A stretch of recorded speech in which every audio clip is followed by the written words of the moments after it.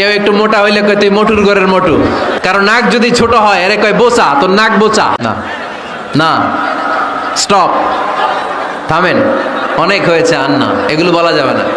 কারো আকৃতি নিয়ে খোটা দেয়া, ঠাট্টা করা, এটা স্বয়ং আল্লাহর সাথে ঠাট্টা করার শামিল, ঠিক কিনা? কারো নাক যদি ছোট হয় এরে কয় বোচা, তোর নাক বোচা। ফেনীতে আপনারা কি বলেন? হ্যাঁ, তো এই যে যার নাক বোচা হয়েছে ও কি নিজে বানাইছে?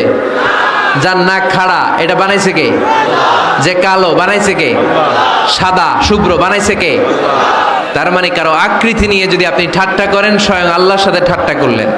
কারণ কেউ কারো চেহারা বানানোর দায়িত্ব পায় নাই।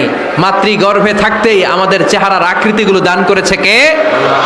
হুয়াল্লাযী ইউসাউইরুকুম ফিল আরহামি কাইফা ইয়াশা লা ইলাহা ইল্লা হুয়াল আজিজুল হাকীম। তিনি এমন সত্তা, তোমরা যখন তোমাদের মায়ের পেটের ভেতরে ছোট্ট একটা ভ্রূণ কণা ছিলা, তখনই তোমাদের চেহারার আকৃতি দিয়েছে কে? মায়ের পেটে থাকতেই কে ছেলে হবে, কে মেয়ে হবে, কে সুশ্রী হবে, কে শ্যামলা হবে, কার নাক লম্বা হবে, কারটা খাটো হবে, এগুলো ফিক্স করে রেখেছে কে? এজন্য কখনো কারো চেহারা, কারো আকৃতি নিয়ে ঠাট্টা বিদ্রুপ করা যাবে না। কারণ এই চেহারা আমরা বানাই নাই, বানাইছে কে? প্রত্যেককে যদি আল্লাহ তাআলা প্রত্যেকের নিজের চেহারা ডিজাইন দেওয়ার সুযোগ দিত, তাহলে আমরা আমাদের চেহারা কি এরকম বানাইতাম? কি করতাম?